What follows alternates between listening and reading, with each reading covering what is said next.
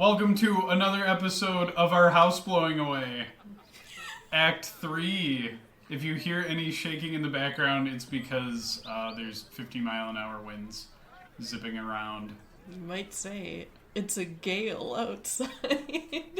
That joke blows. Okay! Alright, say the line. We're ending the episode right here. Baldur's Gate 3, Act 3, Episode... It's not episode 33, is it? I don't know, is it? I think this might be episode 33. Ooh. We may have pulled a turbo... do they call that a hat trick? I have When no it's clue. three things? I don't know sports terminology. But you can tell from the title. What do I call you on the podcast again? Do I say nightingaelic or do I say Emma? Either one works. Yeah, we may not know sports terminology, but today we are here to put balls in holes and talk about Baldur's Gate 3. What are Act you 3. saying? What do you mean balls and holes? What has gotten into you? Anyway, yeah, Baldur's Gate 3. 3-act game, RPG, adventure, Faerun, finding the absolute, getting tadpoles out of our heads. Wow, I don't even need to ask you what the game is about. You can just AI-generated word vomit the game. Yeah, that's what it's about. The tadpoles in your head, get them out. Big conspiracy. We're talking exclusively about Act 3. Well, I guess technically we'll talk about the previous acts, but we have set up these episodes, so if you haven't played Acts 2 or 3, you can listen to the Act 1 episode, spoiler free. Same with Act 2. So obviously this one is no holds barred, knockdown, drag out, brawl. We're gonna go through all the spoilers. I'll probably even make some stuff up. I'll lie. Can't wait for that. I like to lie. Alright. First question. Yes. To give us some semblance of this, because I feel like we've been rambling. How'd you feel when you made it to the titular, don't laugh, Baldur's Gate? I was pretty pleased with how they had constructed Baldur's Gate. I think it's a fun area. It's similar to Act 1 in that there are several different areas that you can leave and go to and come back to. There's the city proper, there's the little town right outside the gates, there's a couple of different areas inside the city, such as the sewers, and... Come visit the sewers! Come visit the Baldur's Gate Our sewer! famous area! The Worms Rock Fortress is another one that you can go into. It's a great big huge area to explore. It's full of NPCs you can talk to, side quests, things that tie into the companions in your camp, things that tie into the main story, things that have nothing to do with either of those. But, when you first got there, is what I'm saying. Not now that you've played through it completely. I'm saying when you first got there, how did you feel? When I first got there, I was like, God damn, people hate refugees no matter where they are, don't they? Yeah.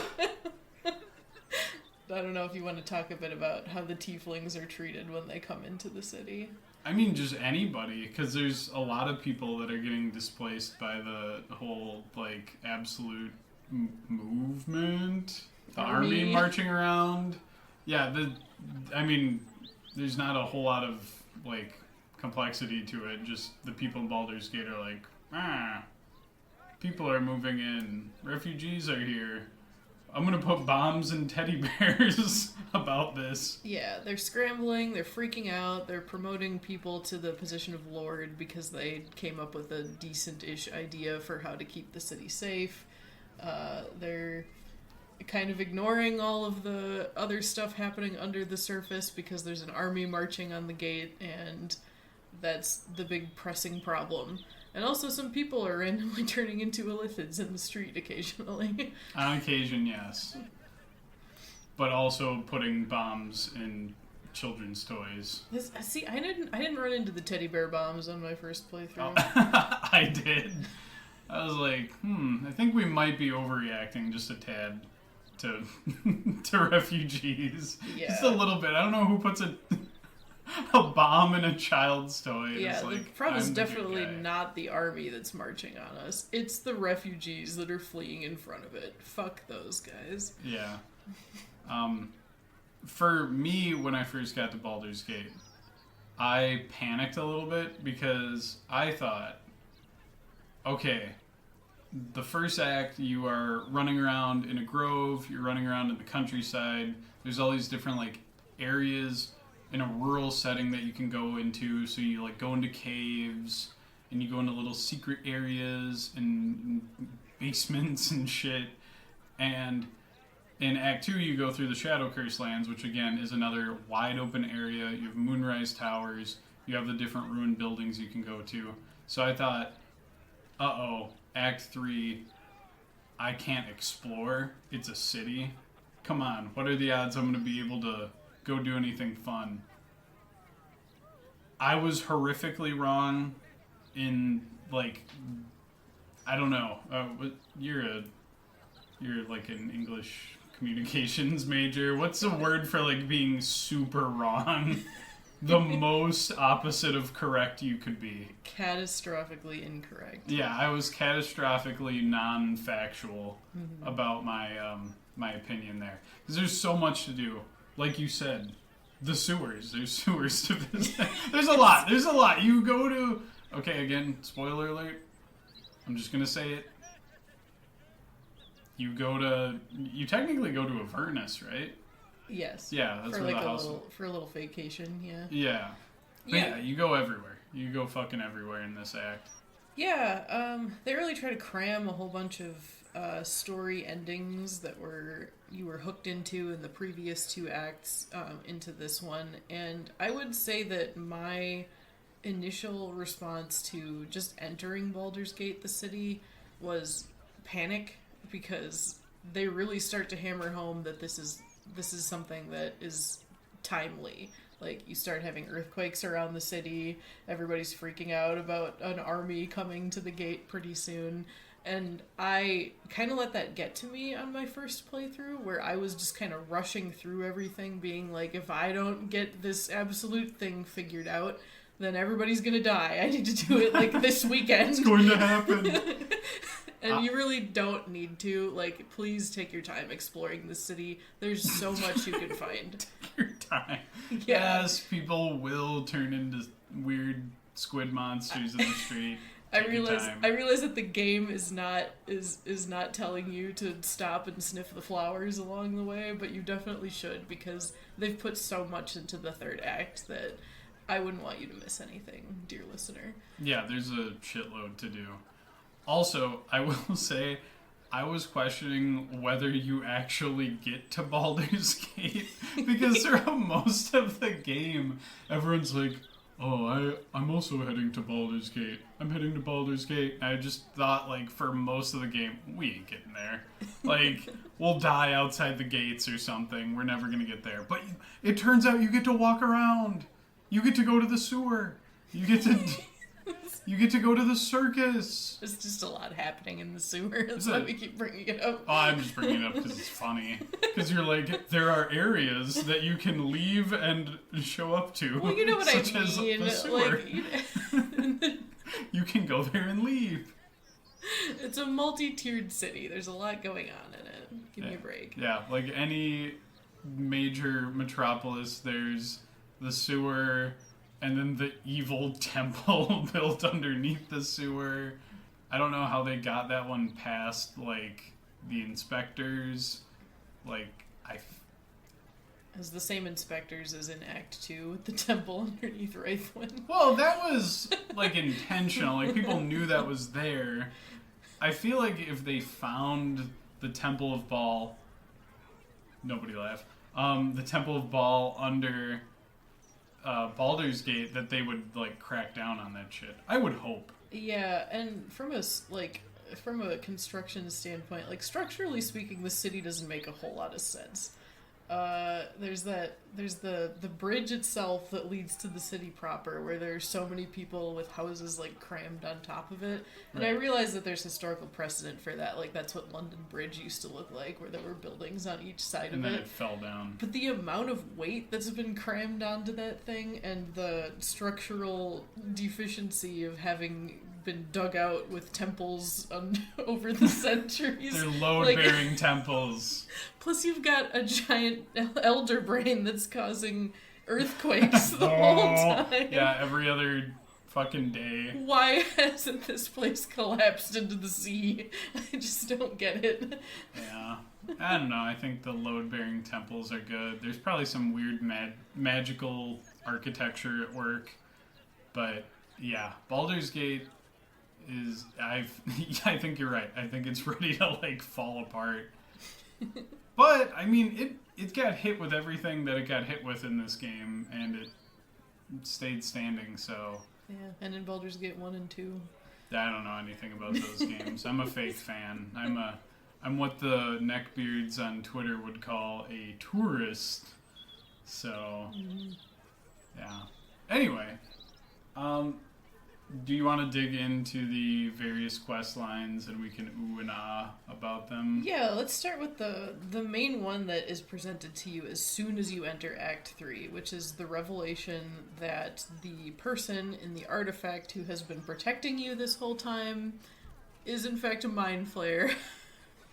And he has imprisoned a Githyanki prince to steal his powers so that he can keep you free from the brain's influence. I mean, I was talking about the companions, but we can talk about that. We can get to them later. I just want to start there because that's what the act itself starts with. Yeah. Is the freak out of like, help me, I'm being attacked. Also, I have tentacles. Don't worry about it.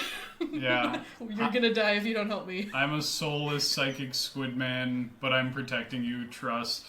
But this protection runs off of the hopes and dreams of a Githyanki resistance movement, and I'm holding this guy against his will. How did you feel about it when you first were confronted with that? I think I, audibly went what is happening? And you may have heard me in the other room. I don't, but I was I knew something was sketchy about the quote-unquote the dream visitor. The guardian. Yeah, the dream guardian visitor person. Because they just kept saying, take the tadpoles, they're good, they're yummy. And so I knew something was fucked there.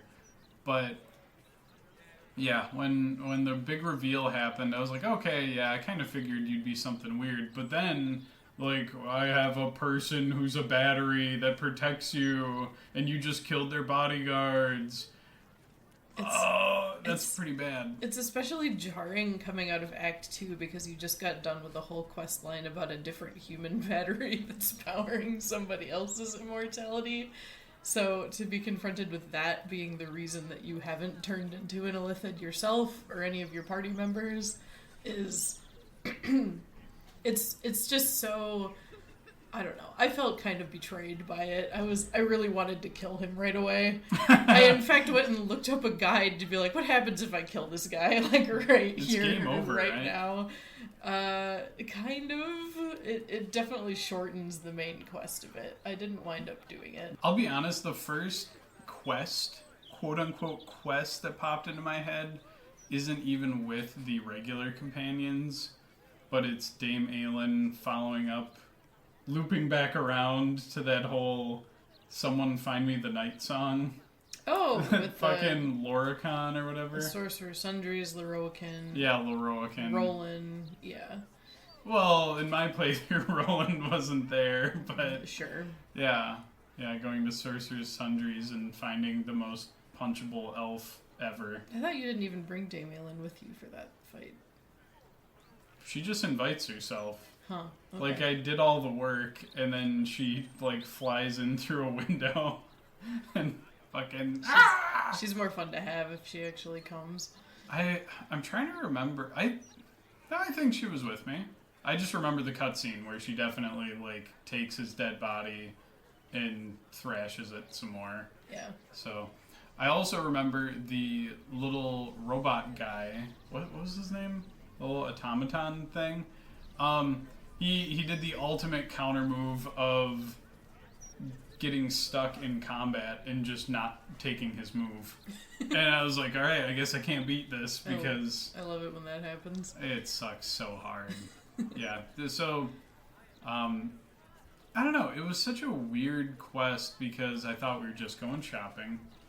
And then I thought maybe, oh, we'll talk to this guy. Maybe it's a misunderstanding. Not really a misunderstanding. He's totally cool with, again, using a person as a battery. Mm-hmm.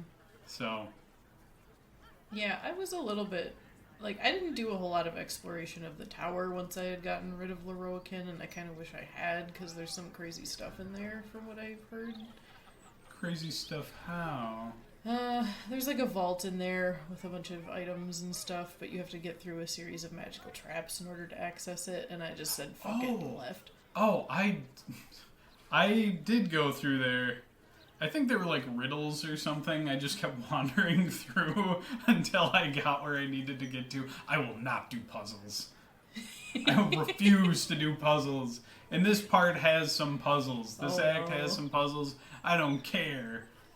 I don't care who set up the puzzle. I will not be using my critical thinking skills. Something that I liked was they make the like ground floor of the Sorcerer's Sundries feel like what I imagine a store would be like in a fantasy world, where it's people like hawking different goods and having giant elementals just farting around on display. I think there's a zombie somewhere. Yeah, like, oh yeah, I guess if you were surrounded with magic, like, literally every day, this would be pretty normal, and people would just be trying to make money off of it. Yeah, that place is like the crown jewel of the little marketplace that's down there, too. That marketplace was just fun to bring Karlak around, actually. Like, she knew some of the people that were there and had conversations with them. Karlak is probably one of the ones who I would recommend doing a run-through where you just bring her around the whole city, because she's got something to say about just about everything. And she hasn't been there in a really long time. Yeah. Oh, I think I found where her parents are buried? Yeah. In the graveyard, yeah. Yeah, so she's very, like, I don't know, they talk about it earlier in the game, like, oh yeah, she's from Baldur's Gate. And then when you get there, turns out it wasn't just a throwaway line. Like, she has old friends, and yeah, it's like you said, she's a really good companion to have around for it. Yeah, the issue there is that there are a few companions like that, and you can't bring them all at once. Like, Will's got a lot to say about the city. Astarion has a shit ton to say about the city, especially, like, in places that the others don't, because he's used to creeping around corners and only being out at night. Jaheira has a ton to say about the city. She's got a house there. I didn't even know she had a house there. Like, I found that out via notes later, and I was like, well, I never went in it. Like, I just didn't find her house. It's really cool, and it's a shame because you have to play through Act 3 like 6 times just to get everybody's dialogue about the place. Yeah. At least Shadowheart has the excuse that she doesn't remember the city much, so you don't have to take her along for everything. I don't remember. She don't. Oh, Lady Shar wiped my memories. I don't remember. Yeah, there's just that one guy hanging out by the refugees. It's like, I just lost some money. I thought you'd never come back here. Yeah. Shit, what was I gonna say? I didn't get a ton of dialogue out of Astarion or Jaheira. And, okay, so my first playthrough, it was Shadowheart, Karlak, Astarion, and then at one point, Jaheira took Astarion's place for just a bit. But I didn't go to Jaheira's house, and all Astarion wanted to do was go, Cazador. Cazador is about. And so that's like all I heard from him. I didn't get a whole lot else. Oh, that's a bummer. He's got a little bit more to say after you get rid of Cazador. That's when I swapped him out. I was like, all right, I'm breaking my like crew up for just a little bit. It's kind of like in Pokemon. You're not going to get this because I know you're not a Pokemon person, but for the folks at home, in Pokemon, when they sent Brock away for a while and they had Tracy in the party for a bit, Jaheira was like my Tracy. Interpret that how you will. Anyway, close the door. I want to talk about that quest. You want to talk about Cazador? Yeah. Okay, let's talk about Cazador. Not a good guy. That's it. That's all you got. I'm gonna be brave here and say Cazador is not a good guy, and also I was kind of shocked. I thought he would be like more scary, more dramatic. No. And I was like, this is just a shitty guy. He's just a shitty little dude living in... Speaking of giant temples that are underground. Oh my god, yeah. Okay, maybe you're right. Maybe the city should just fucking collapse. Everybody's basement is the size of St. Paul's Cathedral. It's absurd. Yeah. Did you... Yeah, and like, are city officials inspecting any of this? No. Do you have clearance for... How many thousand... vampire spawn? 7,000. 7,000 vampire, and they're alive. They're alive in jails underneath his house. How? Oh my god, dude, he's a real fucker. He's a real bastard, and his house doesn't make sense. Well, I genuinely don't understand it. Like, Gortash must have fired all of the building inspectors as soon as he came into office, and I don't know. Well, this has been going on for much longer. Yeah, like, so you don't just get like 7,000 people in like 2 years. We cannot pin this on our good buddy Gortash. There's some sort of systemic issue where people are not looking in basements. Normally I'm all for privacy, but we need to send the Steel Watch to everyone's basement, pantry, crawl space. We need a comprehensive census done in Baldur's Gate 3. But yeah, Cazador's funhouse is pretty fucked up. Yeah, that's putting it lightly. Did you go in that room with the... It's like a dead body with, like, some nasty shit radiating off of it? Yeah, I think it was a girl that was sent in there as kind of like a honeypot trap thing where she had some kind of pendant on her that was... I don't know if it was like a soul drain or if it was one of those things that just pulls you in and then chucks you, and... I don't think it chucks you, but It was meant to try to harm Cazador, I think, though. Like, that's the reason she went in there, and she didn't survive, obviously. Yeah, because of the being dead. You know. Such of the death. But yes, I did go in that room, and I was like, what the fuck is happening in here? I think I can't remember if I had to jump to get around her or if I threw the body to safely navigate. But I was like, I'm so sorry, lady, but I need to rummage around in here. So I just, like, I did something stupid near the body. Oh, I may have, it's either I threw it or maybe I, like, blasted it out of the way or something. The disrespect to this poor woman. I needed to inspect Cazador's house. Yeah. Do you have any fun memories of Cazador's funhouse? Aside from the dramatic conclusion? I find Cazador to be kind of an interesting final confrontation for one of the companions.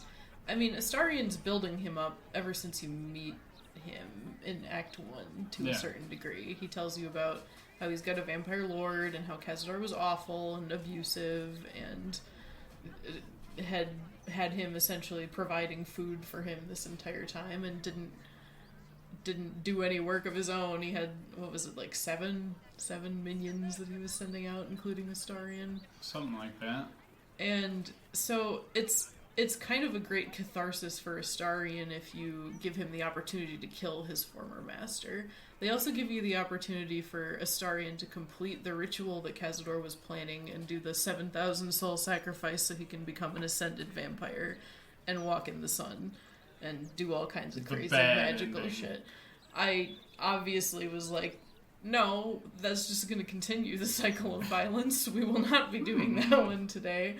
But I thought it was an interesting kind of parallel to Gale. Do you know where I'm going with this? Yeah. Yeah, I do. But I do just want to focus on the ending of this for a bit. Because, yeah, you're given the option of, like, you get to nudge Astarion one way or the other. I'm right there with you. I was like, no, we're not gonna sacrifice 7,000 fucking people. But then they're like, well, they're also still vampires, and there's 7,000 of them, so do we turn them loose? Right. What's gonna happen here? So if you do forego the ritual, the canonical ending for them is that they escape, they are let loose, and they are directed to the Underdark, right? Yeah. And then I think you and I got into an argument about whether you could have a vampire city in the Underdark. I think this could work. I think we could do it. There is no way in hell someone doesn't find that city and go, holy balls, there's 7,000 vampires down here. We need to blow them up or teleport the city into sunlight, or something fucked is gonna happen. They just need some livestock enough to support 7,000 vampires. Someone is gonna find them. Somebody's gonna find anybody who lives in the Underdark. Somebody's gonna find the mushrooms. Somebody's gonna find the temple to Saluna that was down there. They need to split up. I don't think that that's a good enough argument against them just trying to have their own little community, because they all went through the same thing together. I think they need to work together in order to survive. They're probably sick of each other. Also, they're probably gonna want to have their own feeding grounds and stuff. I don't know. Do you want to be living near a 7,000 vampire city? Not my backyard. Oh, you're asking to enter my house. I wonder why. I think it'd be kind of cool. That says something about you. No, I don't want to be anemic or dead. I don't want to just. Oh, sorry, my neighbor was hungry and I'm dead now. But man, you could just sell your blood to them. You can do that. They're going to just take your blood. I like to think that they would know better, the poor guys and gals that were stuck in there. Anyway, yeah. Vampire City in the Underdark. Probably the next group to go to war with some of the Drow families down there. The only way this works is if they do a fake out. And they tell everybody they're going to the Underdark, and then they find a basement in Baldur's Gate, and then they excavate it. They just stay in Casimir's house. Because nobody looks anywhere, so they can just hide in any of the many massive cavernous spaces beneath the city. You're probably right in that if they want best chance for survival, they need to spread out, across all of Faerun. Yeah. But, as a cohort, they needed to get out together, and I think it's okay if they stay together for a little time just to try to figure out what they're gonna do next. I wouldn't begrudge them that. Yeah. Also, none of them know how to operate as a vampire. Some of them probably don't even know that they are a vampire. I think they have an idea. If they got turned and then thrown in a hole for however many years. Right, but they don't know how to, go about staying out of the sun. They don't know how to, take care of themselves. They've just kind of been stuck down there in cells. They know vampires exist. Yeah, that doesn't mean they know how to, defend themselves if somebody tries to kill them for being a vampire, though. It's the same way you defend yourself if anyone's trying to kill you for whatever reason. Some of these people were, little, college students that got seduced by a Astarion and taken home. They probably don't know how to do shit, and they've just been stuck down there for, hundreds of years. If I was in a pit for hundreds of years, I would probably get bored and start picking fights with people. I'm sure they figured out how to, tussle and fight. I feel like if Cazador saw somebody in his cells trying to pick fights with the other ones and take down his count of prisoners, he would have done something about not them. to kill, just out of boredom. Yeah, okay. Yeah, just some roughhousing. Cazador doesn't seem like the type that would be okay with roughhousing. Do you think Cazador cares if his spawns are just beating each other up for fun? Yeah, that was how he, was controlling his little inner circle that Astarion was part of. Was just playing stupid little mind games with them and being terrible. But that's the inner circle, not his 7,000 people he threw in a hole and then just left them there. I don't think he's checking in on them very often. I cannot believe that he didn't have a revolt on his hands at some point. Well, you can't really. That's like that's like looking at a can of Pringles and being like, "Oh, they're ready to blow! Like they're gonna go crazy in this cave." I've never known a can of Pringles to unionize and try to attack whoever eats them. Pretty sure it's just a cylinder, and then you fill it with vampire spawn, and then close it. It just seems like such a silly the plan, the whole idea of trying to gather 7,000 people from within the city, even if it's over a couple hundred years or whatever. That's pretty doable. That's a lot of disappearances and a lot of trying to keep things quiet about your basement that's full of prisoners. Well, it's a giant stone basement. No one's gonna hear anything. Okay, let's do the math real quick. So 7,000 people, right? And you've got... So 3,500 per 100 years. So 35 people go missing per year. Okay. Wait, what? Hold on. Say that again.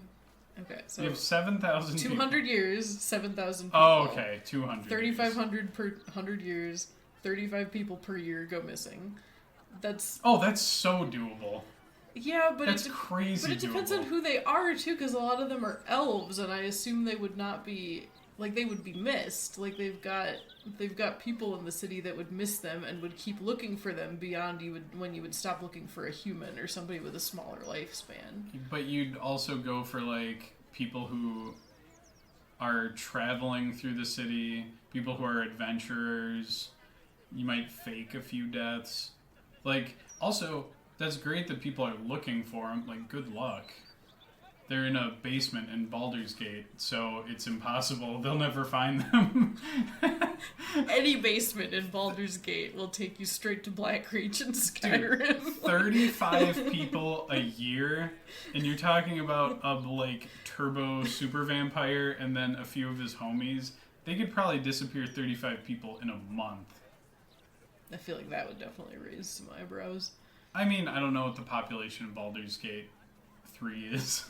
I'm just going to keep calling the city Baldur's Gate 3. This is the third Baldur's Gate. Yeah, but I think in a world with magic, people adventuring constantly, monsters, people go missing, and then you just go, oh, what are you going to do?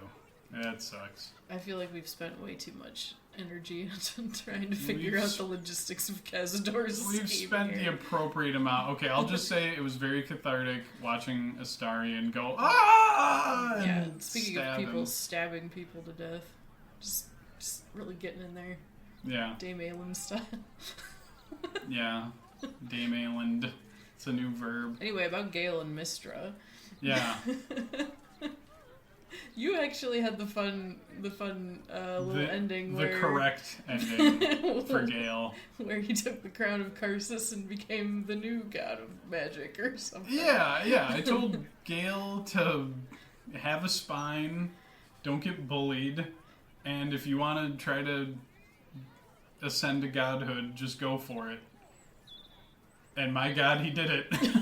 That's very funny to me that Our he's boys just... out here. Okay, we're zipping a little bit ahead of time, but if you do the correct thing and you work with Gale and you're like, be all you can be, chase your dreams, bucko. He spray paints himself chrome and lets one of his tits out, and he's a god of ambition in the epilogue. Do we consider this a good or a bad ending for him? Because it's pretty unambiguous that Astarion's ascended form is the bad ending. He gets kind of shitty after he becomes an ascendant vampire. I don't know whether Gale has much of a personality shift or not. He does. He's definitely not as warm or I think personable. He's definitely becoming more detached from quote unquote mortal affairs. I think his cat misses him and is not happy with... Tara. Yeah, she doesn't seem to be a big fan of this change. So, but people are building temples to him, and he can make a big difference in the world. I don't know. I would say it's shitty for the people who knew Gale and are attached to him.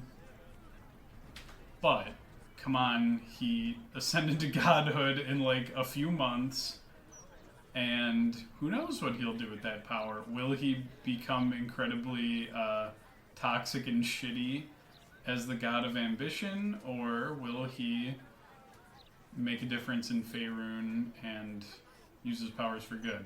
I don't know. I don't know enough about Dungeons and Dragons lore to weigh in on whether or not this is a normal sort of occurrence for how the gods in the world get their power. It just seems to me that based on the characters in this game, that anybody who ascended to godhood, regardless of what their reasoning was for it, did not wind up in a better spot than they were in to begin with. Example being Vlaakith on one hand. Well, you could argue that Orpheus is approaching like godly like power, and I mean he's incredibly intolerant of Illithids, but He's got good reason. yeah, and he seems okay. No, he'd be a dickhead if you weren't like in a conflict with the Netherbrain. I feel like he'd be like the other Githyanki and be like, out of my way or I'm blowing you up with a dragon. You know what? I'm going to say since Gale shows up at the epilogue, he's alright. If he's a god who takes time out of his day to hang out with his homies, even for just a little bit, that's pretty good. Yeah, all Lae'zel could muster was a Skype call. She is being a resistance fighter. Be nice. And she looks sad that she couldn't be there. We love Lae'zel. I am happy for her. I'm glad that she, even if Orpheus may or may not have survived the ending of the game, I'm glad that she got to go and do what she does best. Fight the power. Oh, and she's smelling people somewhere? The hell? Yeah, no. Yeah, God, we've skipped to the epilogue already. We're going out of order. Skip to the epilogue. Don't look at me. We're going out of order. No, you're the one that skipped to the epilogue.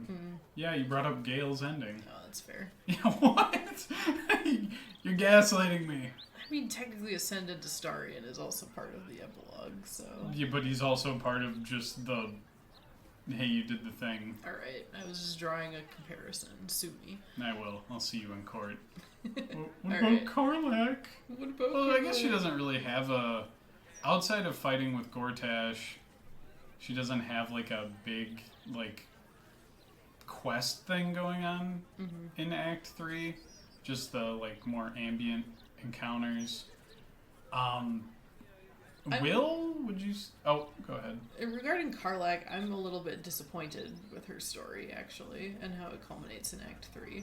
Because, like you said, yeah, she gets to tell Enver Gortash he's a bitch, and Kill. and she gets to say hi to everybody that she left behind in Baldur's Gate and return to the city that she grew up in, and that's all well and good for her.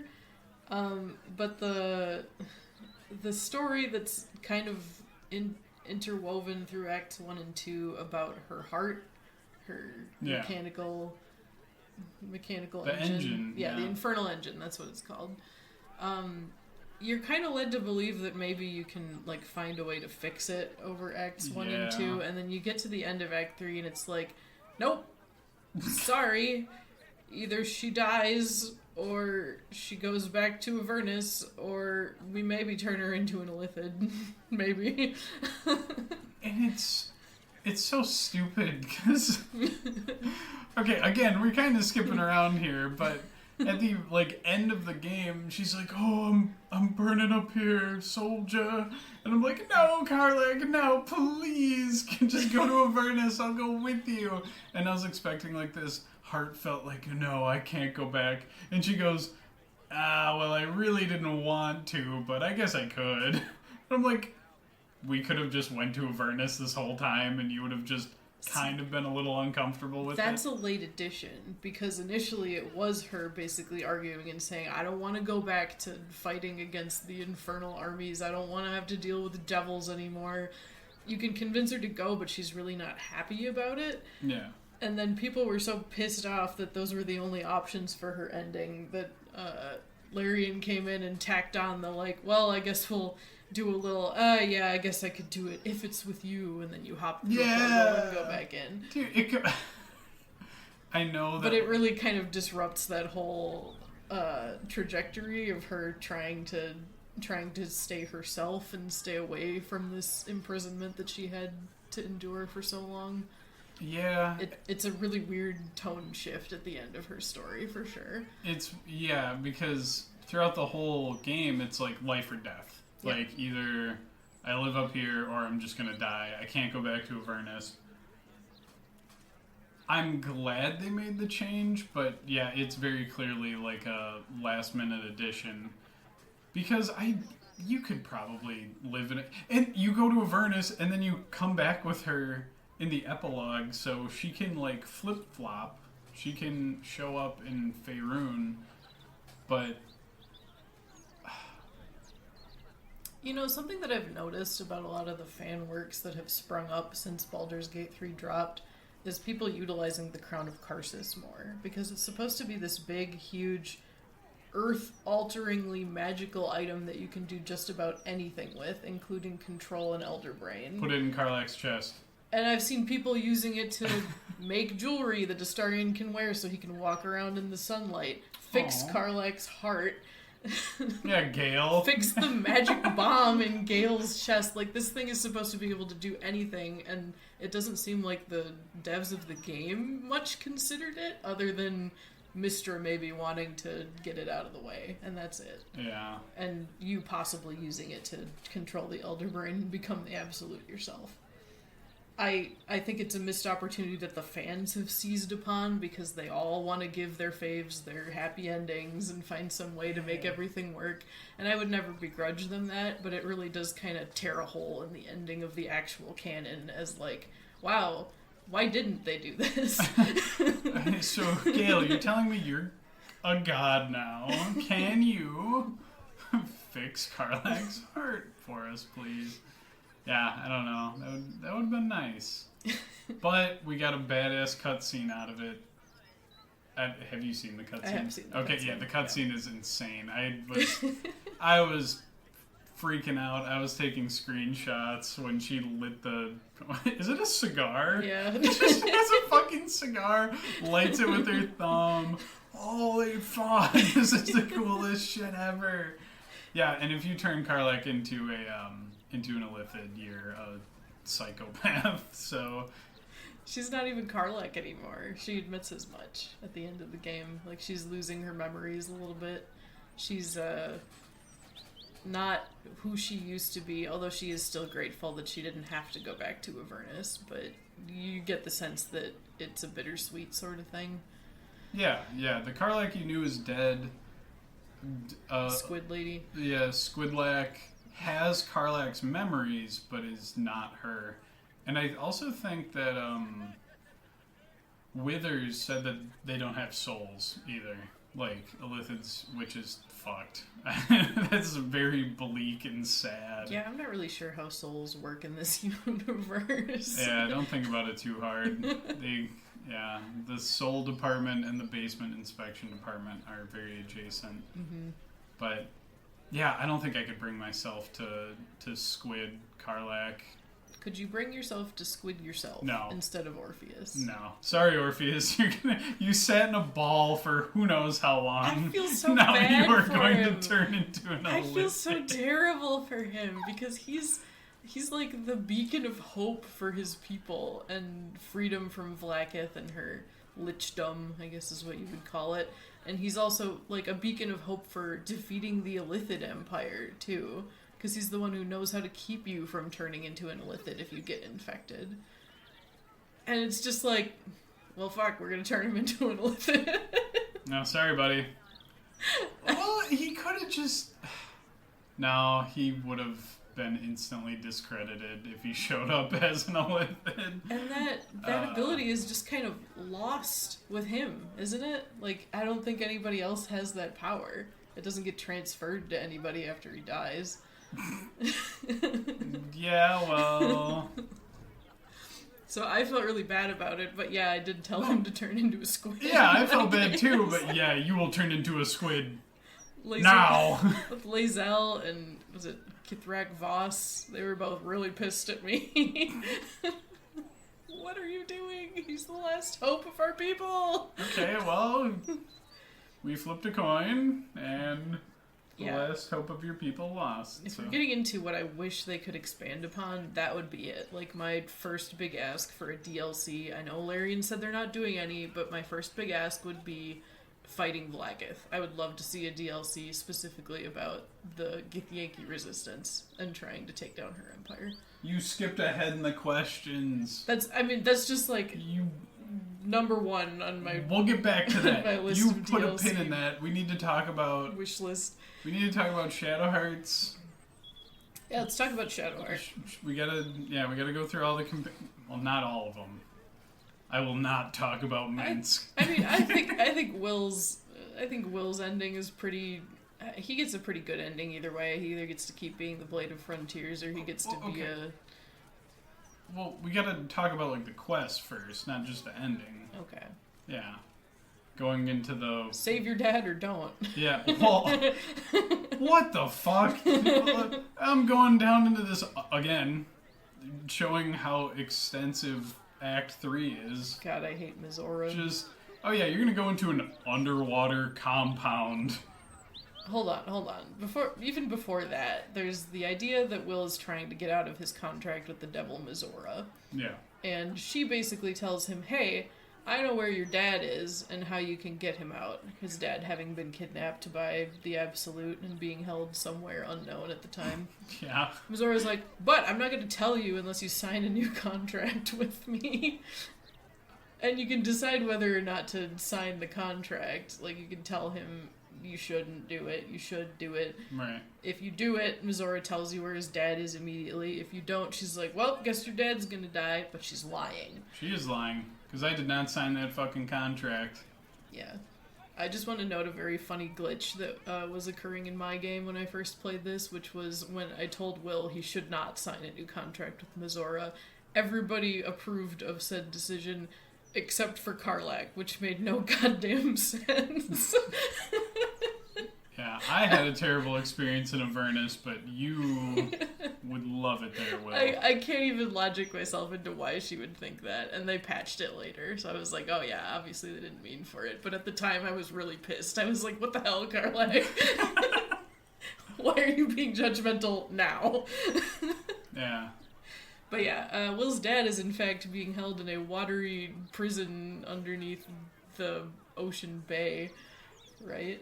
Well, yeah, hyper security underwater fortress prison. Mermen. And I didn't know he was there because I didn't sign the contract. And then just fucking, Dad, what are you doing down here? So you just wandered in? You just kind of... Well, I showed up there because the hot sea ladies were like, there's an evil monster that ran over somebody. And then I found the submarine, and I was like, I'm taking this. I drive. And then Gortash pops up on the little fucking screen, and is like, you're in my submarine. Turn back now. That's so funny. And then, how did you find it? The Gondians, actually. The Gondians are the enslaved... Gnomes who build the city's steel watch. And... they are enslaved into doing so, one, because they're wearing collars that will explode them if they disobey, and two, because Gortash took all their loved ones and put them in that prison under the sea. So I kind of did it backwards, is what you're telling me. So I found the Gondians. They're like, we will help you fight and stop the Steel Watch from getting produced, but you have to save our loved ones, otherwise we're going to lose them. So I was like, alright, let's go save the loved ones. And I get down there, and Will's like, Dad? I'm like, what? He's down here too? Mizora pops up in the corner and sends some spiders after you. Bad bitch. I'm sorry. I know I said I respect women, but I had to let that one fly. I really enjoyed they call it the Iron Throne. That's the name of the prison. I really enjoyed that fight because it's timed, and you have to get everybody out, because if you don't, then anybody left in the prison dies. Well, you don't have to get them all out. I had to. I went through that fight like 4 or 5 times just to try to get everybody out. Okay. Yeah. I tried to get most of them out. I can't remember if I did genuinely get them all out. Because there's a few fucked up spots where people get snagged. There's also, I think you mentioned it, the weird fish people things. They're popping through the vents. Yeah, what the fuck? Are they paid to do that? Yeah, or I think they're the paid guards for the prison. Are they capable of purchasing things? No. What do you get a fish man to get him to guard your prison? Fish. They can find that already. They can get that. I don't know. How does Gordash... Weaponry, maybe? They might just be tadpoled. They might Maybe. be. Like, No. that's the only other thing I can think of. But how do you wrangle them, tadpole them? Like, there's, like, you run into a knoll in Act 1 that's got a tadpole. Mm-hmm. Act 2 as well. And I'm thinking about the logistics of that because you have to get hyena. Hyena gorges itself on enough food, turns into knoll, give knoll tadpole, and then hope that the tadpole doesn't go fucking crazy, or hope that the knoll doesn't go crazy and override the tadpole. Could you just tadpole a hyena and then have the hyena turn into a knoll? Would that work? Well, I thought that the knoll just gestates inside of the hyena and then like bursts out of it. So I don't know. I don't know either. I don't know enough about knoll anatomy, I guess. Gortash, explain how you got the fish guys to... Are they more like lizards? No, they're like the flippy fin type of fish dudes. Okay, of course. The flippy fin fish They look dudes. like creatures from the Black Lagoon. Yeah, how did you Yeah. get those on your payroll? Shape of water all up in here. But it's a super cool quest, and yeah, the twist that Will's dad's down there, I was fucking floored when I think the first time I found him, I was running out of time already. And then, like, haha, here's a bunch of spiders. Mm-hmm. I had Shadowheart with Spirit Guardian, though, the time that we did get him out of there. I think I also force-fed him a potion of haste or something, so he could just run, or potion of speed, so he could run out of there. Yeah, I had to do it a few times because I was dead set on getting everybody out alive. I felt really bad about everybody that was imprisoned down there. There's actually kind of, like, in addition to Will's dad, there's another person that you meet in Act 2 that winds up in prison down there if you do the correct stuff. Did you ever meet Omeluum? The Illithid that's living in the mushroom people? Is he down there? He shows up down there. No, Yeah, I haven't- he gets captured. So I found a Mellum in my second playthrough, but I haven't progressed my second playthrough to Act 3, or I just got to the beginning of Act 3, so that's exciting. How the fuck did they catch him? I don't know. He's strapped to a table way in the back, though. Oh. And, Alright, so I did a first run through just to try to figure out the layout of the place, because Right. there are 4 different directions you can go, and one of them takes you to, like, nothing. Like, it takes you the long way around to get to an imprisonment room. So then I had to figure out which direction to send everybody. I found out if you free Omeluum, he has a spell that will teleport him and one other person back to the submarine immediately. So you can just send somebody running for him and not have to worry about them running back. Is that how you're supposed to get the fucking... Because there's a person in that room, and then it immediately fills up with, like, fish dude. Oh, okay. That makes sense. Because I was like, there's no way you get out of this room with that person alive. But that makes sense, because, yeah, then he can just teleport out. Yeah. Okay. It's a little bit tricky if you're trying to get everybody out, but it is possible, and I had a good time doing it. Definitely worth doing if you're gonna try to fight your way through that prison. Yeah. But it will get you on Enver Gortash's bad side. So Oh no, I be was prepared for that. I was ready to be on his good side. Oh no. I guess if we're lumping that in with Will's quest line, we also have to talk about the Worm Way. Yeah, the Worm Way. The Way of the Worm. Yet another temple under the city. Yeah, That's okay, whatever. Okay, there's Just just... kinda chilling. Yeah. How'd you feel about the riddles in the Worm Way? Fuck the riddles. I think I didn't even know how to access the Worm Way initially. I was like... Cheese the Worm Way. Well, no, I was like... Okay, I got stuck at the torches part. I was like, okay, these are the torches that I need to be at. And then, what do you have to do to get the torches to light up the different color? I don't remember. I think I did something, like... very similar to what you have to do. I'm just going to look it up really quick. I'll edit out me typing. To reach it, the party must light 2 torches in Worms Rock prison area using lightning damage.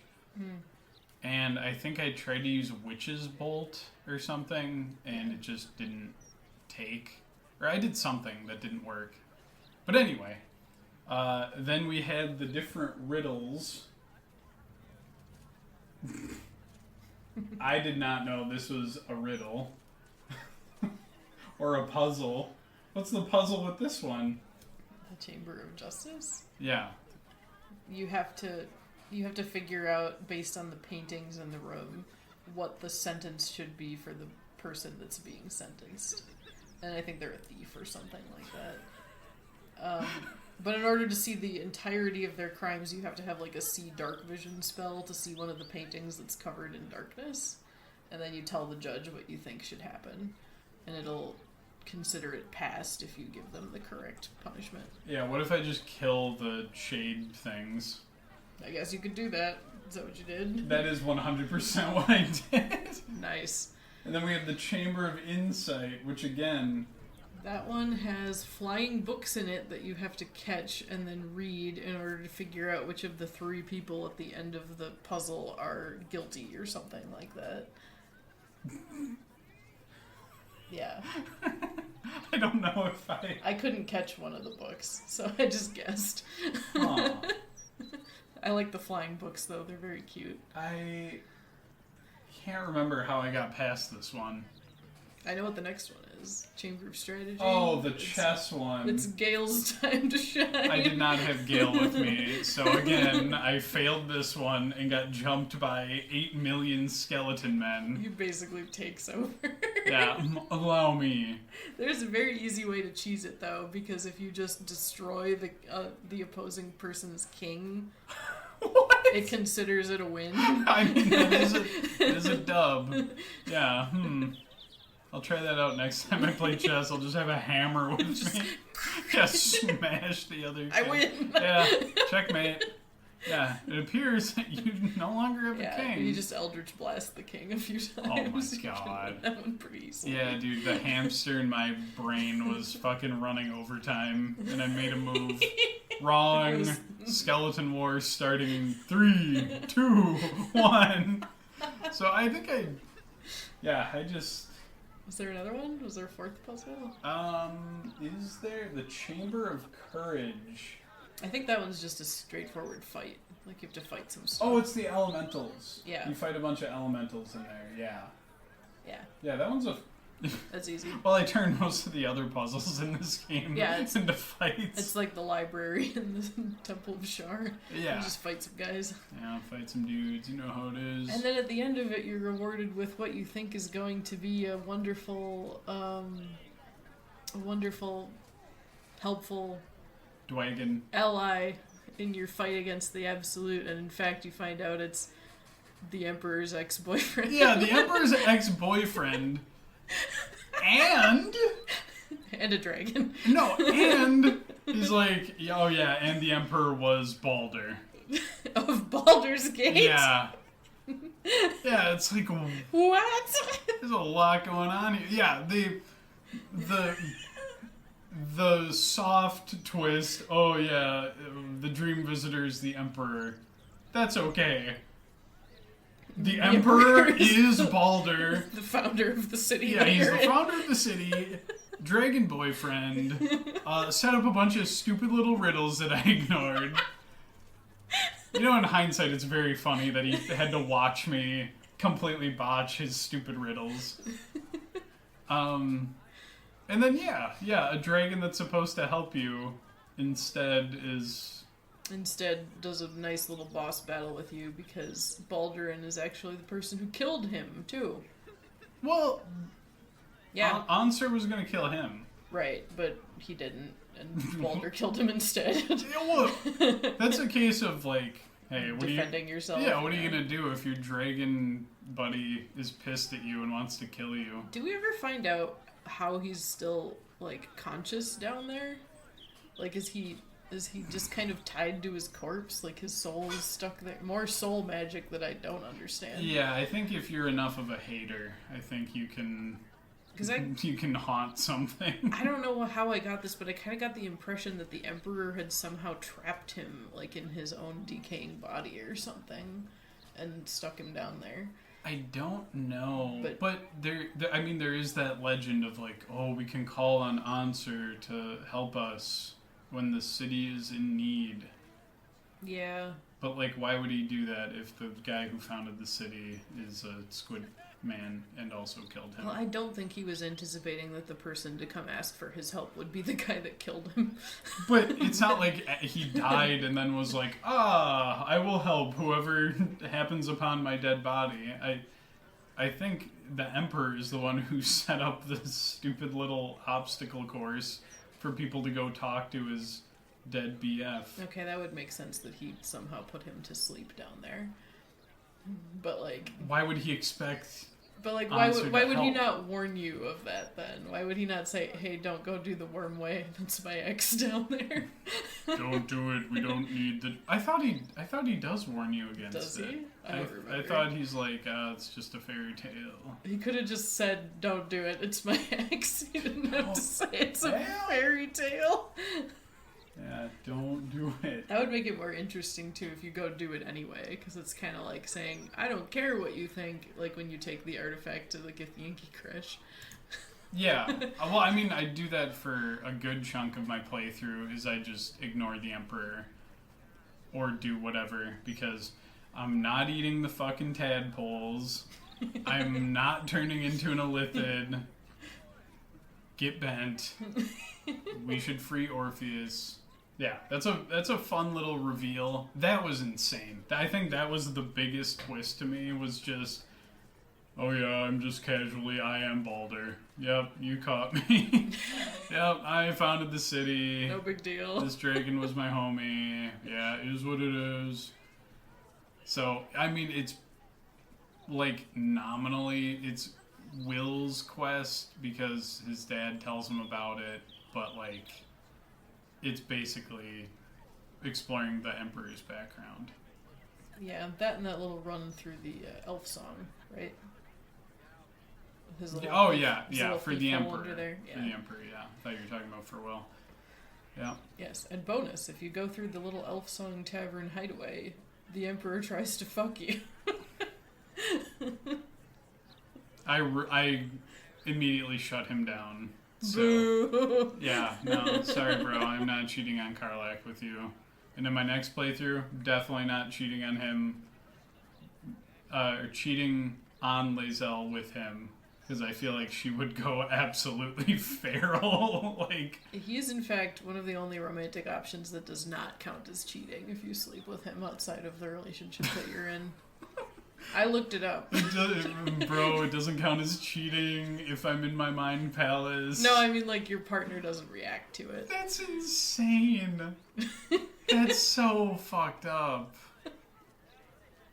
It's wild, that's for sure. Whatever. What did they mean by this? Anyway, I mostly view it as a chance of him trying to manipulate you again, which he does a lot of in this act. He does a lot of manipulating throughout the whole fucking game. True. Yeah. Oh, it's the only way to do this. I really think you should do blah. Oh, I'm a sad little squid boy. JK, I don't have any emotions. The longer I've gone since I played Act 3, the more he kind of rots for me, because I get that he, was attempting to do right by you and save the Sword Coast from the Illithids that were emerging as a result of the Absolute. But then it turns out, spoiler alert, it turns out at the end that this was a plan by the Absolute itself. Like, she released him with the artifact to go essentially put somebody out there that was not under the control of the three people that had her under control to take them down and free her. Like, it was her grand plan all along. Yeah. And the Emperor in particular I find really stupid, because as soon as you start to, like, push back on him and say, hey, you have this guy imprisoned whose powers you are using to keep all of us alive. I get why you're doing it, but it's wrong. Stop doing it. He immediately, like, changes tack and is like, I'm gonna hang out with the brain now. I'm on the elder brain side. I would say that he is never doing this to save anybody. He's doing it to preserve himself. And if you free Orpheus, the Emperor's going to get fucking vaporized. That's just what's going to happen. And so, as soon as you do that, you're basically saying, hey, I want you dead, Emperor. I'm going to take a course of action that gets you killed. And so he's just going to go, okay, I guess I have to get back on the Netherbrain's good side. That's what he's going to do. I guess there's a little bit of the hint of that in Act 2, especially if you play as somebody who's evil in Act 2, because the Emperor does not give a shit. He does not give a shit what you were doing in the Shadow Curse lands. He has nothing to say about how you treat the Harpers of the Tieflings, nothing to say about Shar and lifting the curse on the land. The only thing he cares about is getting close to Ketheric so he can figure out what's going on with the Netherbrain. Yeah. That's it. But at the beginning of the game, he's selling himself as somebody that's trying to keep the Sword Coast and Faerun safe from the Absolute, the cult, and everybody else's tadpoles. He kind of makes it seem like he's only got a small sphere of influence with the artifact, like he can only keep, the 6 or 7 of you alive. Yeah. But he expresses remorse that he can't do more, and he says that the reason he wants to go after the Absolute is to try to keep what's happening to everybody out there from happening to the entirety of Faerun. Like, he's trying to stop the cult. Yeah. But I feel like he loses that thread somewhere in the middle of the game. Like, he's just manipulating you. Well, he is manipulating you, but, like, I feel like at the beginning there was, like, a genuine, like, trying to maybe save everybody. You were manipulated! You were successfully manipulated! Yay! Yeah. You think you feel. But then what was his plan? Like, once we get to the Absolute, to just take over the brain for yourself? Like, I never did that ending. Really, he probably... obviously, yeah, maybe he'll hijack the Absolute.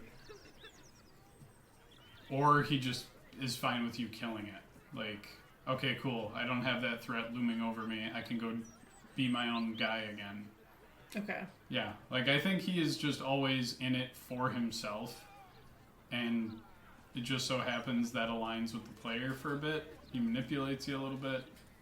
As soon as you take a course of action that is liable to get him vaporized by Orpheus, he's like, alright, I'm out. I don't want to die. Yeah, but then to side with the brain? He's selling you out to the brain, so he's probably back in its good graces. Yes, but also he expresses, like, okay, yes, I get that he's manipulating you and that maybe he didn't give a shit about the Sword Coast the entire time he was telling you he did. But he cares about himself. Yeah. And him caring about himself also means being out of the sphere of control that the brain has. Like, he doesn't want to be controlled by the brain. So to have him do an about face and go straight back to the brain, who assumedly will take him back into her fold and use him again and control him, like, that just seems stupid. He's got to play to his outs. He's like, okay, if he is fine with Orpheus being freed and he just sits there with his gross squid mouth hanging open, Orpheus just kills him. So, if he sides with the Netherbrain, he's got a few routes open still. Maybe the Netherbrain gets injured in its fight with you, and that gives him a window to control it after he's dealt with you guys. Like, he might have a window of opportunity somewhere in the ensuing scuffle to still come out on top. With the, hey, let's all get along, Orpheus is just going to kill him. And that's going to be the end of it. So, he's got to take a different course of action to try to stay alive. And how many times has he fucking snuck away from the Elder Brain? Twice. Like, at this point, he's crunching the numbers. Like, it might take him a while, but he might sneak away again. So I guess I'm more mystified of him of him and his actions because of Omelluum.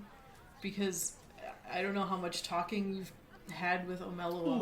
A little bit. He talks about how he also used to be under control of a brain, and he escaped because he, sorcered himself out of it somehow, and has spent his entire life since then running from being controlled by the illithid elder brains.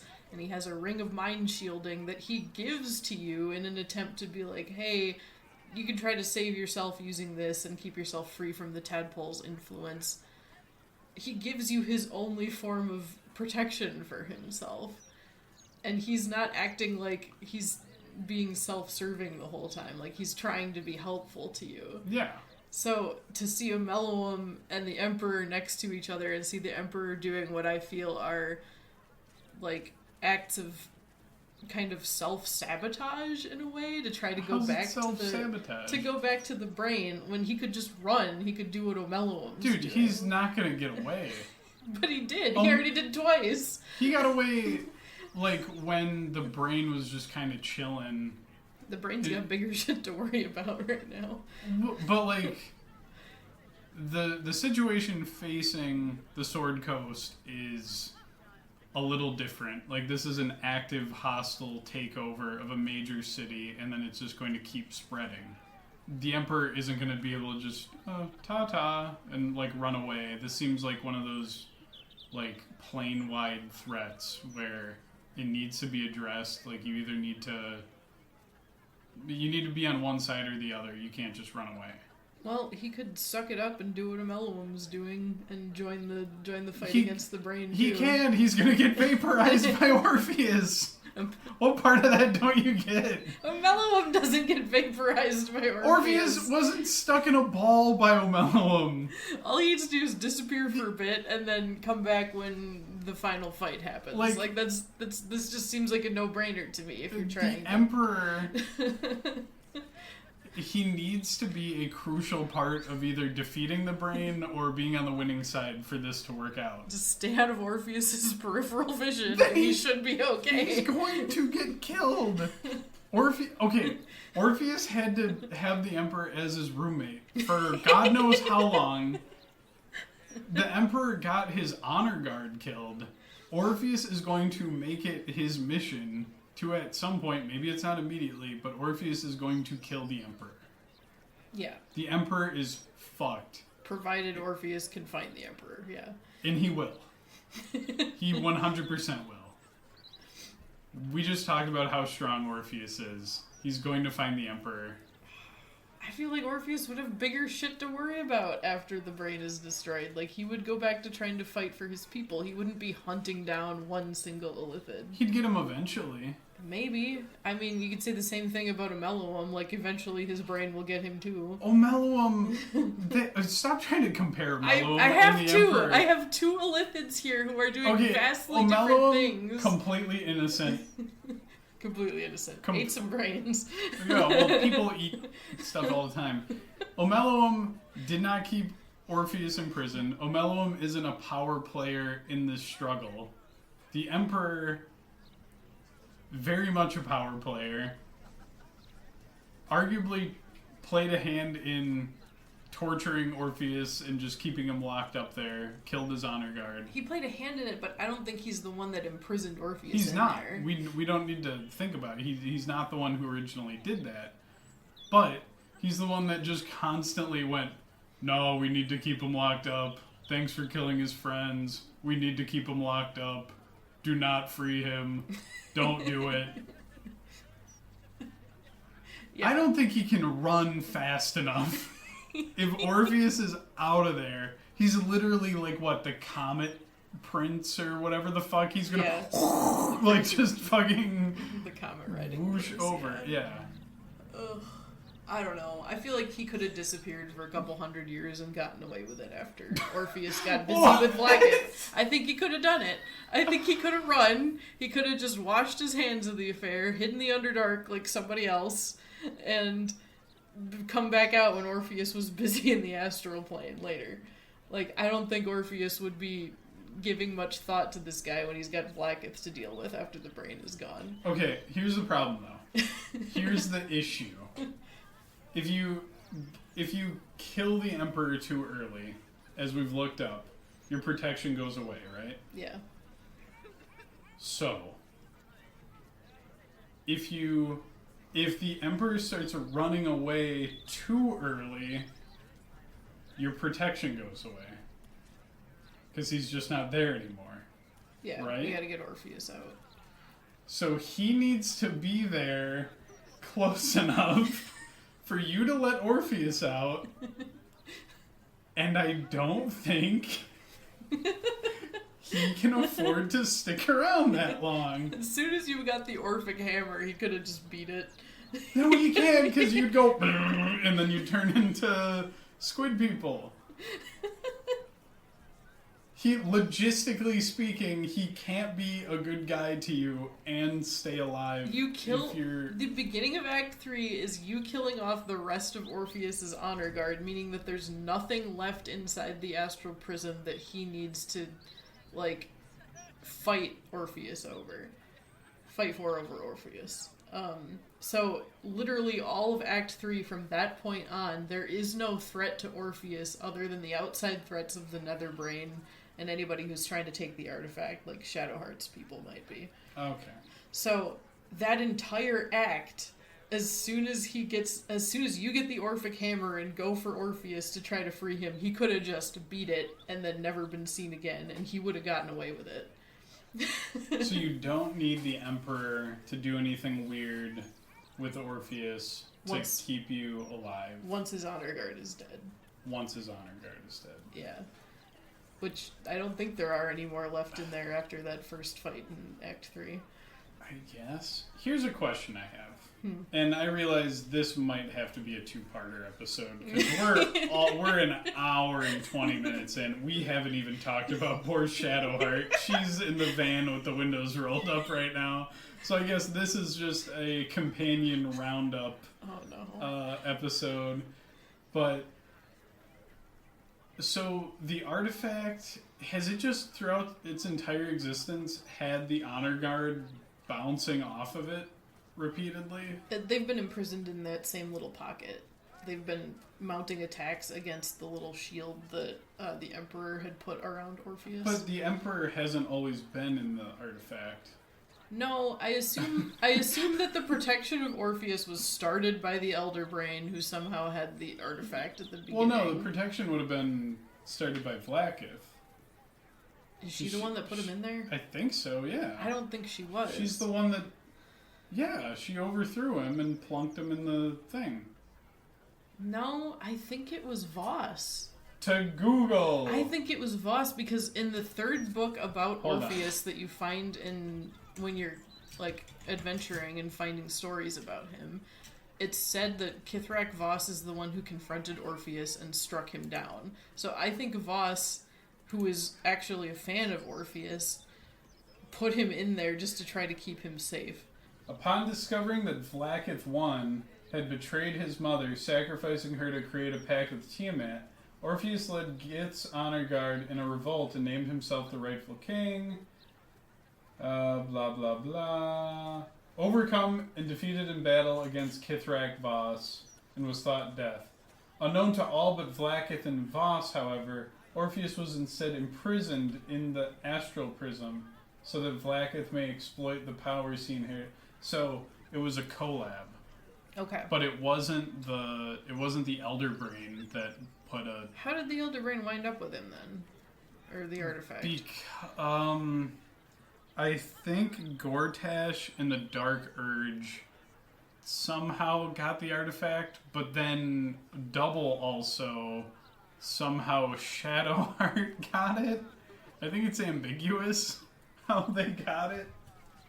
Because, yeah, it just seems like there was a mad scramble before the game even began to try to find this artifact, and I don't even know how anybody knew it existed other than Voss and Vlaakith. Yeah, I would keep that shit locked up.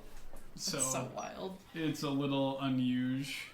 Yeah, it's contrived, to say the least. Yeah, so have the honor guard been bouncing off of that shield like June bugs on a screen door for however However many hundreds. How many honor guard people are there? Yeah, I don't know. Yeah, so a little weirdness going on there. I have questions, Wizards of the Coast.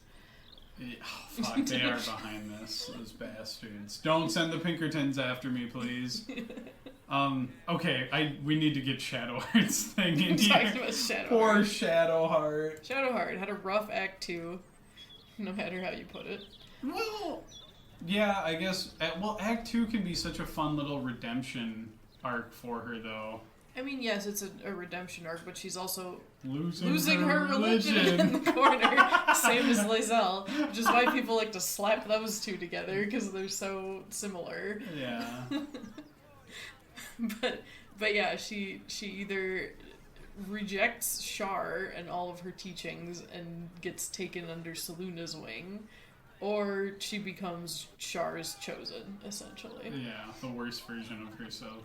And either way, she heads back toward Baldur's Gate with the intention of finding her old, I guess what would you call them?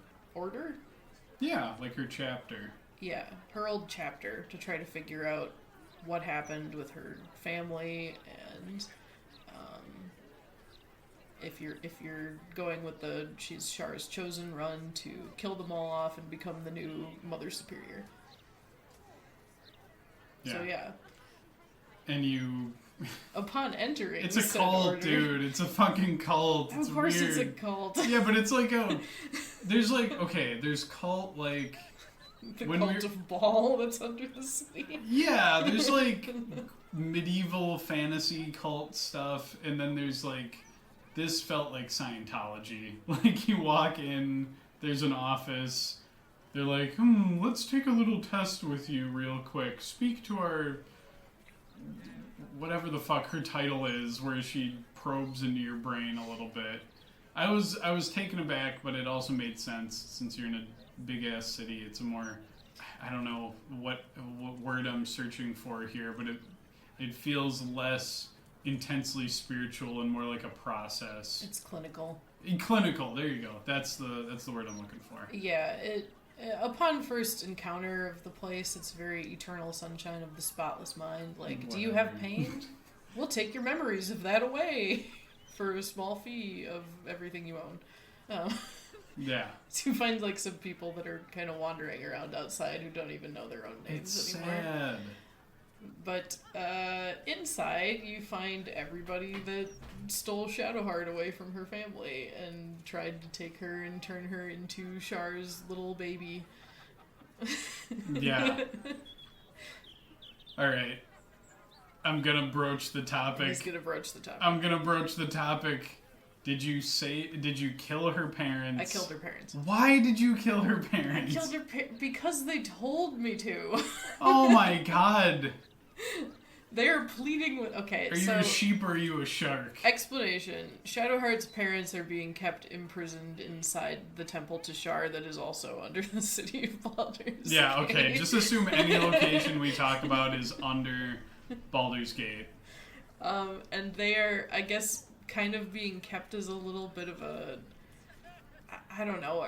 Are they meant to be like her final sacrifice or something to turn her over to Shar completely? Like, to be her chosen? I don't know. I thought it was just like to make her lose a little bit more of herself. So you remove part of her personal life, and you make sure she can't go back to it because she can't like accidentally bump into them. And if she does go against Shar's will or whatever, you have something to hold over her head. So I think it serves multiple functions. Like, ideally, she doesn't even want to go back to her family, but just in case, hey, we'll kill your parents. Yeah, the other thing is, too, that Shadowheart's family were Selûnites. Like, she was a Selûnite, and Shar having them strung up in her temple is also kind of like a sick little trophy of Shar's, too, to be like, I took you and your faith and I turned your daughter to the dark side. really sucks, don't it? And then she just kind of pokes him with a stick until she feels better about herself. It's really weird. It's really gross. And at the end of it, they've lived basically a lifetime down there of pain and missing their daughter and watching their daughter turn over to Shar. And they just want to have it be done. Like, her mom isn't even all there anymore. Like, yeah, because I think her mom's the human half of the couple, right? Yeah. Yeah, and then the dad's an elf. And the dad is pleading, saying, you're never actually going to be free of her, of the goddess Shar, unless you give up your connection to us. So it's okay, kill us. Like, we're ready to be done. Your mother and I are ready to have our lives end. And then you can decide yes or no. You can help Shadowheart make the decision. And I just said, they sound miserable. I know it's gonna suck, but like, you should kill your parents now. I can't even remember if she had to do it or if I just did it for her. I think I did it for her. Oh my god. Yeah, she wouldn't do it. I was like, Shadowheart, fuck that. We're getting your parents out of here. And then after that, they had a beautiful little, like, oh, I love you. And, you know, they even do, like, a little introduction. Like, they introduce themselves. And, yeah, like, Shadowheart has her little, like, oh, my hand hurts. Ooh, ouchie. But, like, she has her parents. And they hang out in your little camp area. Well, you're in a hotel in this act. I will say I wholeheartedly regret the decision that I made, Good. knowing how it ended. Like, I definitely would go back and redo it the other way. But part of my decision also stemmed from the fact that the goddess Shar is standing behind her parents while she's telling them to choose. Like, big 20-story tall Shar is standing there with her hand out being like, choose! And I'm like, wait, is she gonna, like, kill Shadowheart if we don't kill Fuck her that. parents? You protect Shadowheart. You know how scary she is? I was like, no, I don't. Like, I don't want. I was like, fuck you. It's the power of love. This goes all the way back to Act 1 when I met Vlaakith in the creche for the first time. And I told her to fuck off, and she smote me dead, and my game ended. A friend of the podcast, our buddy Tugboat, he told me last night, yeah, the Get Yankee Queen or whatever talked to me, and I was being a Redditor, so she killed me. She just ends you right there. Yeah, well. I was really worried Shar was gonna do the same thing. But, like, this is just like fucking... I talked about this in the Life is Strange episode, when movies and games and stuff, they have this thing where they're like, you could have your loved one, or you could make the right decision and live in peace, but you're going to have to sacrifice your loved one. And I love it when you can just say, no, I'm taking my loved one, actually. I'm keeping my loved one. The tornado can suck up the whole town. Shadowheart can occasionally have some arthritis. I think she'll be fine. We're keeping her parents. And I thought that was badass. I almost made me cry. I was like, oh, I get to keep her parents. They're lovely. Yes, they're having some struggle, but like, just because they lost a chunk of their life doesn't mean it just has to end. Like, if her mom can have 10 years with her daughter, her dad can have whatever the fuck. He's an elf, so he just gets to live forever until a beholder turns him to stone and shatters him, and that's the end. You know what? I think that's good. I think it's not for me to kill them. Yeah, Shadowheart really regrets it if her parents wind up dead too. Like, she'll tell you straight out that she thinks she made the wrong decision. And she wishes she could go back and do it again. So I felt really bad about it. But I stand by the decision I made in the moment because I was scared about how it was going to end. I was now about to let Shar fucking boss me around. This game is full of gods, and they're all as vengeful as Greek gods. I don't want to get on their bad side and wind up dead. Doesn't take any direct action. She straps a bomb to Gale, and then it's like, oh, Gale, pretty please, can you blow yourself up? We didn't even talk about that in the last episode. That's fine. I think everyone here already knows that's what's going on with Gale. Vlaakith, yeah, she kills you, but she's also like a political figure. She's a special case. And then all the other gods, they don't really directly do shit. You know what happens to Lae'zel if you still try to stay on Vlaakith's good side? What? She ascends. She flies up to meet Vlaakith, and Vlaakith, like... Eats her? Eats her. No! Yeah. She absorbs her into the lichdom. No, I don't like that. I don't like it either. That sucks. Hence why I want her to be in a DLC. I guess. You know what? I don't think this needs to be a two-parter. We can... I'd like to smite her. For DLC... I think that would be a Yankee Freedom Fighter DLC. Oh, it'd be so good. But... How about this one? Stardew Valley style sim in Avernus with Karlach and maybe Will. What? You just hang out. Stardew Valley? Yeah, Stardew Valley style. You've never played Stardew You just hang out. Valley? I would for Karlach. There's so though. much farming in Yeah. Stardew Valley. You just live. You live a happy life. Farm in Avernus. Yeah, you just hang out in Avernus. They have to eat something. You man. hang out at the House of Hope with Hope. and You should be able to. You redecorate the House of Hope. I do think a decent DLC would have been doing something in Avernus with the House of Hope as a home base. The Githyanki freedom fighting stuff. And then something about the vampires.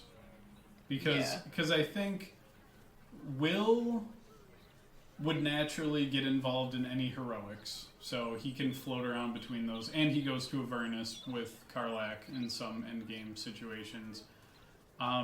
Shadowheart, you just say you're calling in a favor. She can help you with that stuff. And then the rest is like tied to some of the companions. You know what would be a good Stardew Valley type of builder thing? No. Would be going with Halsin back to the Shadowlands, which is what he does at the end of the game if you have him in Act 3. Yeah. He takes a bunch of the refugees from Baldur's Gate that had a bad time, and he says, we're going to go back to Wraithwind and rebuild it now that it's not covered in shadow anymore. And I think that would be a good opportunity for Shadowheart to take her parents and go rebuild somewhere new, too. That would be good. I thought it was really sweet that he did that at the end of the game. Because Halsin doesn't have shit to do in this act. I'm not gonna lie. I am Halsin. That man's entire being is compressed into Act 2 and a tiny bit of Act 1, and then Act 3 he's just along for the ride and to tell you you're sexy. And that's it. And I think it's beautiful. It's better than Minsk. Let's talk about Jaheira first. No, I'm talking about Minsk. Well, Minsk is tied to Jaheira's hate quest. Minsk. I'm tired of the Eastern European dumb muscle guy that refers to himself in the third person. His line, I took a screenshot of it. The line about turnips, where he's like, I'll just fucking bring it up real quick. No, I believe you. You don't need to. No, I have to read it. I'm enjoying my anger. Yeah. Hold on. Here's the Minsk quote. And turnips, but you are no turnip. Let that be of comfort in your final moments. And I just commented, this line is straight ass. That line sucks so bad. Okay, explanation of Minsk. Minsk is a holdover from Baldur's Gate 2, as is Jaheira. They're both companions in that game. However, Jaheira shows up in Act 2 and has shit to do, like she's tied into the main storyline.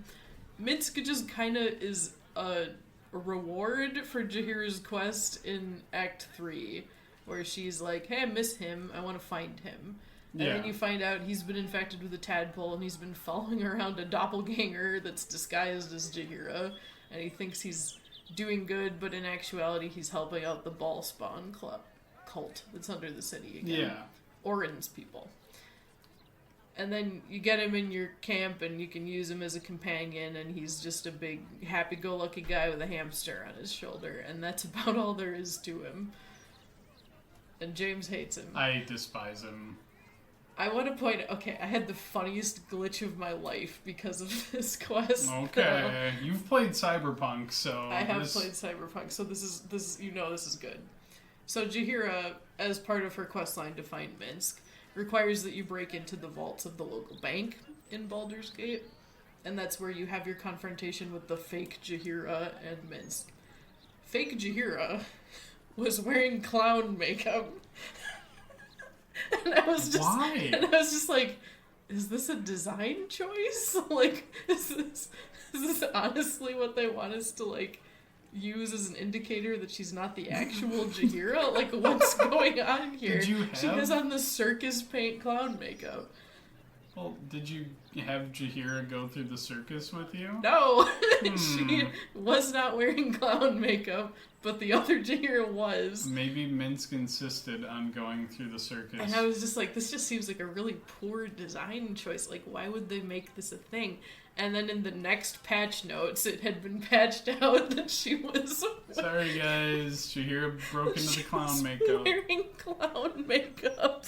And I just laughed my ass off when I found that out. I was like, oh my god. How did this happen? Anyway. Yeah, it's... Anyway, yeah, you get Minsk out of it, and Minsk is fine. He's okay. If you don't have him in your party and you skip through his dialogue very quickly, he's okay. I'm sure he's a riot at camp. I'm not at camp much in Act 3. It's just not my type of humor. Like, I do not understand this. And what do you think, Boo? My giant mini space hamster? It's like, okay, I get it, dude. You're epic and random and funny. Like, please stop talking to me. I mean, shout out to the Mass Effect reference with the giant space hamsters, but other than that, no. Not my thing either. Good for you, Minsk. I'm sure you were great in Baldur's Gate, too. Yeah. I like Jaheira a lot better. Alright, tell us about Jaheira, because I did her questline, but it was typical, like, roguery and Thieves Guild shit, because there needs to be a Thieves Guild in every fantasy setting. Of course, yes. I enjoyed her more because she had been much more fleshed out than Minsk, that's for sure, in transplanting her from one game to another. She at least has the hook going where she's involved with the Harpers. She's trying to figure out if she can restart the Harpers in Baldur's Gate to make things go a little bit smoother for you in your efforts to bring down the Elder Brain, and then you track down Minsk. You get involved with the Cult of Baal and Orin under the city again, which is like a retread of what she did in Baldur's Gate 2. I just think that she's a bit more... I don't know. Like, she's older, she's got more experience, she acts like it. Like, I love talking to her just because she's got such wisdom about her, would probably be the best word for it. Yeah, I guess. I mean, I think you're right. She's experienced, and she acts like it. Although... She's very no-nonsense. Yeah, no-nonsense. She's got the been-around-the-block attitude. So, yeah, it was fine. I didn't find it very, like, exciting. It was just like, oh, I'm with a coworker who knows what they're doing and is very competent. Let's go. Yeah, I almost wish that they had given some of her Thieves Guildy type stuff to Karlach, because that was Karlach's world back then, too. Oh, yeah, a little bit. Like, I feel like it would have been a good tie-in for Karlach to still have, like, some tenuous connections to the criminal underworld of Baldur's Gate. And maybe you could intersect that with Jaheira, too, because Jaheira would have had some similar connections, maybe on the better side of the law within the city, since she's associated with the Harpers. Ooh, yeah. Yeah, I think they could have played off of each other, so it feels a little bit, I don't know, like it wasn't quite fleshed out in a way that I would have enjoyed more. Yeah, I guess I see that. Yeah, I don't... The interactions that Jaheira had with the Thieves Guild, it was okay. I wasn't, like, over the moon with it. So, yeah, I don't know. I don't have a whole lot to say about Jaheira, unfortunately, but she doesn't evoke the disdain, the burning hatred that I have for Minsk. I think Minsk is, in addition to being kind of a caricature, he has to overcome the hill of being introduced in the third act and doesn't have a personal quest. Like, there's nothing to try to help you better connect with him other than he's friends with Jaheira and he came from a previous game. Yeah, I'm not the target Minsk audience. And yeah, you're right. And it's not just he's introduced in Act 3. He's introduced part way through Act 3. So you can do a bunch of shit in Act 3 and then get Minsk. And Minsk can just die. Like, you can, oopsie, I killed him because he was possessed or whatever. So, or being tricked.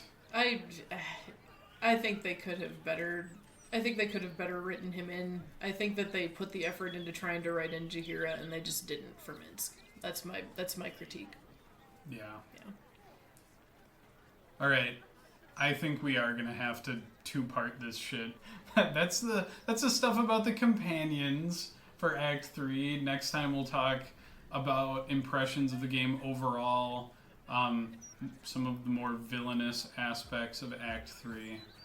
But I think the Vampire City ate up like 20 minutes. It could work. It couldn't. It could. Say the line and we'll settle this another time. I will NPC you later in court. Oh.